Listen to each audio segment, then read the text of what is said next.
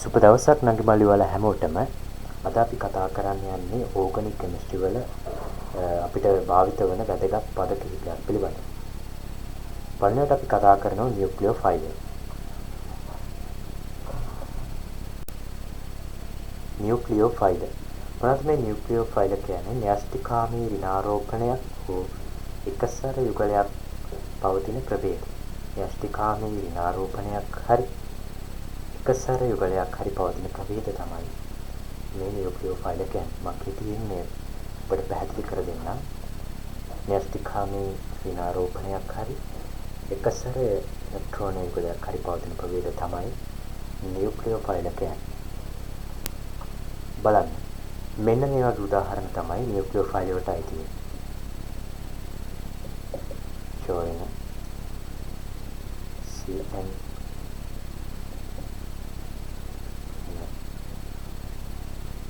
වගේම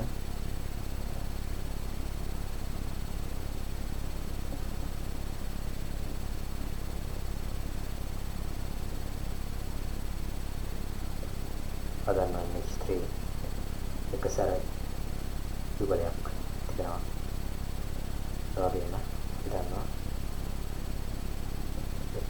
මෙන්න මේ වගේ ඒවා තමයි නියුක්ලියෝෆයිල් ගණිත ඇති වෙන්නේ. CN C2H5 NH3 H2O මේ උදාහරණ 30ක් පමණයි. එතකොට ඔබ ඔළුවට දාගන්න ඕනේ මොනවද නියුක්ලියෝෆයිල් කියන්නේ? න්‍යෂ්ටිකාමී ඍණාරෝපණයක් හෝ එකසර යුගලයක් පවතින ප්‍රභේද කියලා. හරි.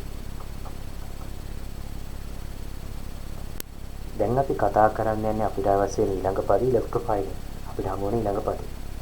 ඉලෙක්ට්‍රෝෆයිල් කියන්නේ ඉලෙක්ට්‍රෝනකාමී ධනාරෝපණ සහිත ප්‍රභේද.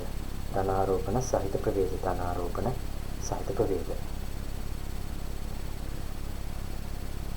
එතකොට මෙන්න මේ වගේ උදාහරණ විදිහට ගන්න පුළුවන් Br+ CH NO2 ඔබට ප්‍රතික්‍රියාවදී ඉදිරියට මුණ ගැහෙනවා මේ ඉලෙක්ට්‍රෝෆයිල් කියන ಜಾති. හරියට හරි. ඒ වගේම මේ ඕගනික් කෙමිස්ට්‍රි වලදී අපට හමු වෙන ප්‍රතික්‍රියා වර්ග කිහිපයක්. ආකලන ප්‍රතික්‍රියා, ආදේශ ප්‍රතික්‍රියා සහ ඉවත් වීමේ ප්‍රතික්‍රියා පිළිබඳව අපි කතා කරගෙන යන්නේ.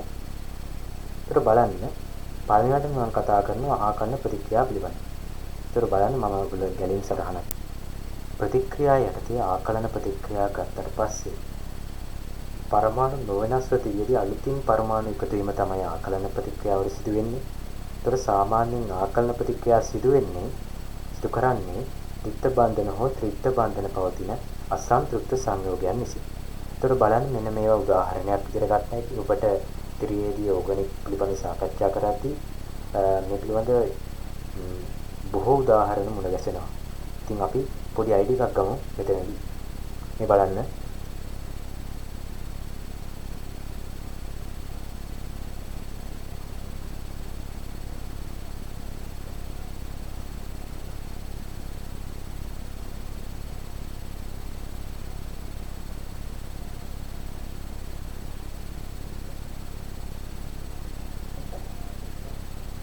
මේක එක්තරා ආකලන ප්‍රතික්‍රියාවක්. එතකොට මම කිව්වොත් දැන් මෙන්න මේ වගේ අපිට පුළුවන් මෙහෙම සංකේත ඇසුරින් මේ පිළිබඳව අපිට පැහැදිලි කර දෙන්න.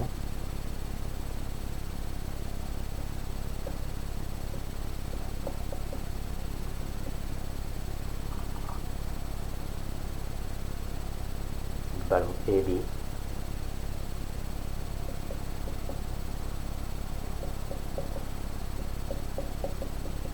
මොකද වෙන්නේ මෙතනට ආකලනය වෙනවා. හරියට හරි. මේක තමයි ආකලන ප්‍රතික්‍රියා කියන්නේ. හරි. දැන් අපි බලමු ආදේශ ප්‍රතික්‍රියා පිළිබඳව. ආදේශ ප්‍රතික්‍රියා කියන්නේ යම් ප්‍රතික්‍රියාවක් සිදු වීමේදී ආරම්භක ප්‍රතික්‍රියා ඇති පරමාණුවක් වෙනුවට වෙන පරමාණුවක් හෝ කාණ්ඩයක් සම්බන්ධ වීමේදී තමයි මේ ආදේශ ප්‍රතික්‍රියා සිදු වෙන්නේ. බලන්න. මේ දිහා බලන්න.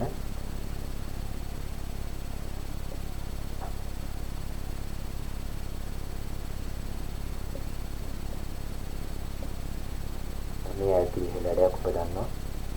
100න් ආදිශ කරොත් 100න් අපි ක්ලාස් කරනවා 100න් සමග.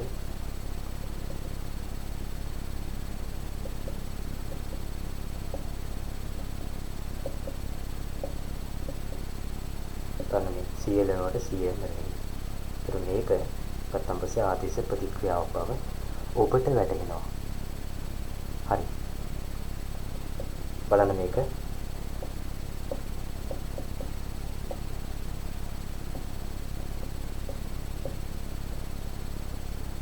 මේ ප්‍රතික්‍රියාව ඔබට ඉදිරියේදී හමු වෙනවා. බය වෙන දෙයක් නැහැ. PCL3 දැම්ම පස්සේ මේ මධ්‍යසාරයකට අපිට මෙහෙම පැකිලෙහෙලඩ ලබා ගන්න පුළුවන්. ඒතර මේකත් voice note CA සම්බන්ධව තියෙනවා. මේකත් ආදේශ ප්‍රතික්‍රියා ගන්නට තමයි අයිති වෙන්නේ. මම හිතනවා ඔබට කිසිම අයිඩියා එකක් ආවා කියලා ආදේශ ප්‍රතික්‍රියා පිළිබඳව. හරි, දැන් අපි කතා කරමු ඉවත් වීමේ ප්‍රතික්‍රියා පිළිබඳව. ඒතකොට යම් කාණ්ඩයක් හෝ සංවේගයක් ඉවත් වෙනවා නම් අන්න ඒක තමයි ඉවත් වීම ප්‍රතික්‍රියා කියන්නේ. මෙන්න මේ වගේ බලන්න.